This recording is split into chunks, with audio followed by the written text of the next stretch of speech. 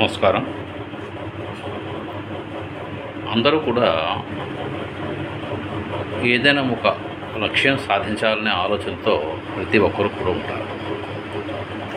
ఓ లక్ష్యం లేనివాడు అంటూ వాడు ఎవరు ఉండరు. ఏదో పని చేస్తుంటారు. పని చేసేటప్పుడు ఏంటంటే ఒక లక్ష్య సాధన అనేది ఉంటుంది. అంటే ఎవరైనా సరే లక్ష్యాల్లో స్పష్టత అనేది ఉన్నట్లయితే, ఆ లక్ష్యంతో దాంతోపాటు పట్టుదల ఉన్నట్లయితే విజయ సాధించడం అనేది చాలా ఈజీ అవుతుంది. అది మెయిన్ ఏంటంటే ఈరోజు ఈ యొక్క చిన్న వీడియో మన యొక్క బలాలు ఏమిటి, మన బలహీనతలు ఏంటి అని తెలుసుకున్నట్లయితే విజయం సాధించడం చాలా ఈజీ అవుతుంది. ఏదైనా సరే చాలామంది ఏం చేస్తుంటారంటే రేపు చేద్దాం, లేకపోతే ఒక వారం రోజుల పోయిన దగ్గర చేద్దాం అనుకుంటారు. అసలు సాధారణంగా సైకాలజికల్గా మనం ఆలోచించినట్లయితే ఎవరైనా సరే మనం వాయిదా వేయడానికి కారణం ఏమిటి అనేది మనం తెలుసుకోవాలి. ఫస్ట్ ఏ పనైనా సరే చేద్దాం అనుకున్నట్లయితే మనం వాయిదాలు వేస్తుంటాం. వాయిదాలు వేయడానికి కారణం ఏమిటి అంటే ఫస్ట్ది ఏంటంటే మనం ఇది సాధించగలమా, ఇది మనం అనుకున్న ఫలితాలు సాధించగలమా, అది మనం ఓడిపోతామేమో అనే ఒక నిరాశవాదం అనేది ఉండడం వల్లనే ఏదైనా సరే ఒక పని చేపట్టడానికి కాస్త వాయిదా వేస్తుంటారు. ఇంకోటి ఏంటంటే ఆసక్తి చూపరు. చేద్దాంలే అనిపిస్తుంది. ఆసక్తి ఉంటే మనం విజయం సాధిస్తాం. ఇది కాకుండా ఏంటంటే అనుమానాలు, ఇది చేస్తే ఏమవుతుందో, ఎటువంటి ప్రభావాలు వస్తాయో, దాన్ని మనం తట్టుకోగలమా, ఏదైనా సరే దీని యొక్క రియాక్షన్స్ వస్తే ఎలాగా అని ముందరే ఆలోచిస్తుంటారు. ఏ పని సాధించకుండా, ఏదైనా సరే పని చేయకుండా. అలా సరే ఎక్కువ మంది ఏం చేస్తారు అంటే సాకులు చెప్తుంటారు. సాకులు అంటే ఏంటి, ఏదైనా సరే నాకు కడుపు నొప్పి వచ్చింది అని చేయలేకపోయాను, లేకపోతే వాళ్ళు ఎవరో వచ్చారు నేను వెళ్ళలేకపోయాను, లేకపోతే నాకు అది అడ్డం వచ్చింది నేను చేయలేకపోయానని. అంటే ఏంటి, ఏదైనా సరే ఇవన్నీ కూడా ఏంటంటే మనిషికి ఉండే బలహీనతలు. ఈ బలహీనతల వల్ల ఏం చేస్తాయంటే మనకి బద్ధక భ్రమలుగా మనం పేరు సంపాదించుకుంటాం. అంటే సాధారణంగా ఏంటంటే అనారోగ్యంగా ఉంటే పని చేయాలనిపిస్తుంది. తర్వాత ఏంటంటే సరైన ఆహారం తినకపోయినట్లయితే మనం సరిగ్గా ఏదైనా సరే మైండ్ కూడా మన పని చేయదు, మనం దృష్టి కేంద్రీకరించలేం.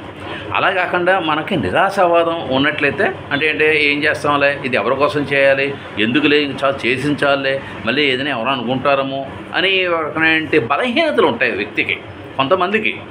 ఈ బలహీనతలు వదిలితే మనం ఏదైనా సరే గోల్ అనేది సాధించగలం.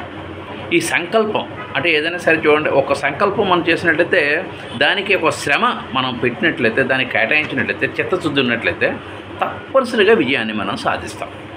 అంతేగాని అపజయం అంటే ఆలస్యంగా అందుకునే విజయం. అంటే ఒకసారి ఏదైనా అనుకున్న దాంట్లో మనం ఫలం వెంటనే రాలేదనుకోండి, నిరుత్సాహపడకూడదు. నెక్స్ట్ మళ్ళీ ట్రై చేయాలి. అంటే సైకాలజీలో ఒక థియరీ ఉంది, దాన్ని ఏమంటారంటే ట్రయల్ అండ్ ఎర్రర్ థియరీ. అంటే ఏంటి, ప్రయత్నం చేస్తాం, విఫలం అయ్యామనుకో మళ్ళీ ఇంకోసారి ప్రయత్నం చేస్తాం. కప్ప చూడండి, ఒకసారి ఎగురుతుంది పైకి, మళ్ళీ కింద పడుతుంటుంది, మళ్ళీ ఎగురుతుంటుంది. కానీ బయటికి రావడానికి ప్రయత్నించడం, ఎక్కడికైనా దాని లక్ష్యం వెళ్ళడానికి ప్రయత్నం చేయడం అనేది మానదు. అలాగమాట మనం కూడా ఒక విద్యార్థి కానీ లేకపోతే ఒక యువకుడు కానీ ఏదైనా సరే పని చేసేటప్పుడు ఏంటంటే చిత్తశుద్ధితో మనం పనిచేయాలి. ఇది పూర్తయితే కానీ మనం వెళ్ళకూడదు. అంటే అంకిత భావం ఉండాలి. తర్వాత ఏంటంటే తొందరగా మైండ్ వీక్గా, అంటే ఎవరైనా సరే డిస్ట్రాక్ట్ చేసినట్టయితే దానికి మనం లొంగిపోకూడదు. తర్వాత చేద్దాం లేదా బయటికి వెళ్దాం అన్నారనుకో, నా పని ఉంది నేను చేసుకుంటా, కాస్త తర్వాత మళ్ళీ వెళ్దాం అని చెప్పాలన్నమాట. అంటే ఏంటి, మనకి ఏదైనా సరే పని చేసినట్లయితే దాన్ని ఆటంకాలు అనేవి వస్తుంటాయి, అడ్డంకులు అనేవి వస్తుంటాయి. వీటిని మనం ఏం చేయాలి అంటే యుక్తిగా దాన్ని మనం తప్పించుకోవాలి. అంటే ఎక్కువ ఏంటంటే దాని మీద సంకల్ప బలం మీద మనం ప్రయత్నం చేయాలి, దాని మీదే కాన్సన్ట్రేట్ చేయాలి. అందుకోసం ఏంటంటే దానికి చాలా సహనం కావాలి. తర్వాత ఏంటంటే మనం పట్టుదల కావాలి. తర్వాత ఏంటంటే మనం అంతర్ముఖత, అదైనా సరే ఏదైనా చేసే ప్రయత్నాలు మనం విఫలం పొందామనుకోండి, మనం ఒకసారి ఇంట్రాస్పెక్ట్ చేసుకోవాలి. అంతర్ముఖత్వం అంటారు దీన్నే, బాగా గుర్తుపెట్టుకోండి. అంటే ఇంట్రాస్పెక్షన్ అంటే మనం పరిశీలించుకోవాలి. అంటే మన ప్రయత్నం లోపం ఎక్కడైనా ఉందా, ఎక్కడుంది లోపాన్ని సరి చేసుకున్నట్లయితే రెండోసారి ఇప్పుడు చేసే ప్రయత్నంలో విజయం అనేది సాధించడం జరుగుతుందన్నమాట. తర్వాత ఏంటంటే మనం ఏదైనా సరే సాధించాలనే ఒక తపన ఉండాలి. ఒక తపన లేకపోయినట్లయితే మనం ఏమీ సాధించలేం. అంటే చూడండి, సునీత విలియమ్స్ ఉన్నారు, ఆవిడ అంతరిక్షం అందులో ఉన్న వ్యోమగామిగా పేరు తెచ్చుకున్నారు, ఎంతకాలం అక్కడ ఉండిపోయారు.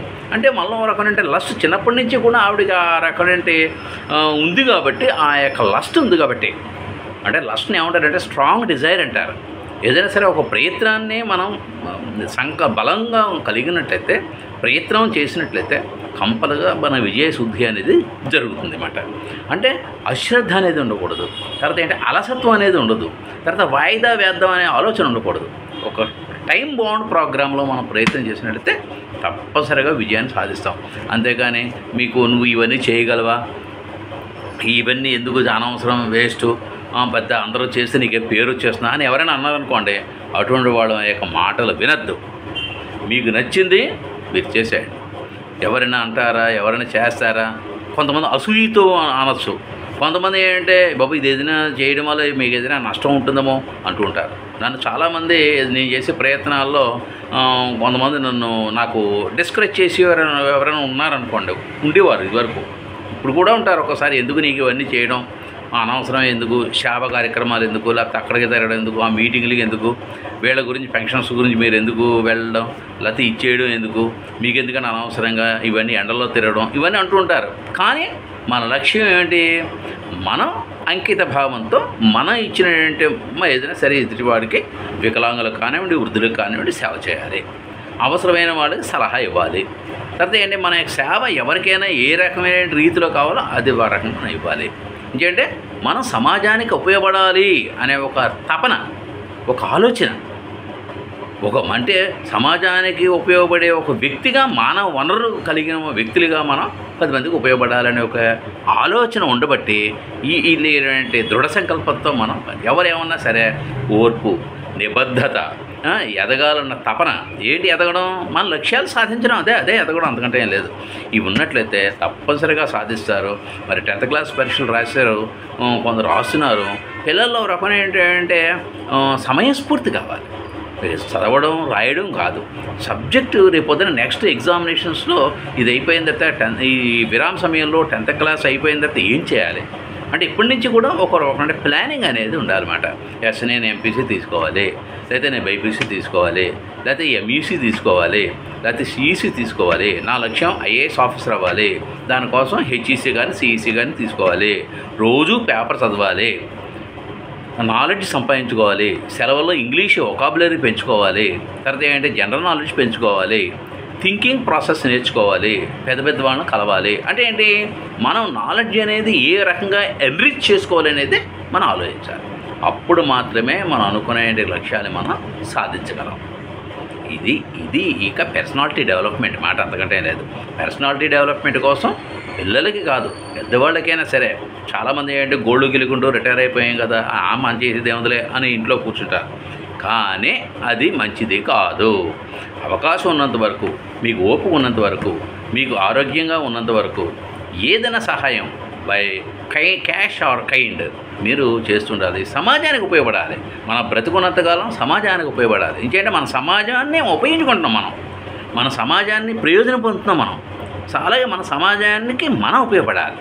ఈ భావన అనేది మరి మీకుందా?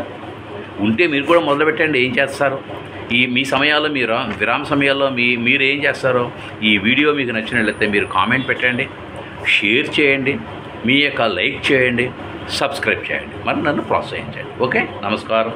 మీ డాక్టర్ చాగంటి నరసింహారావు, రాజమండ్రి, వ్యక్తిత్వ వికాస నిపుణులు. నమస్కారం.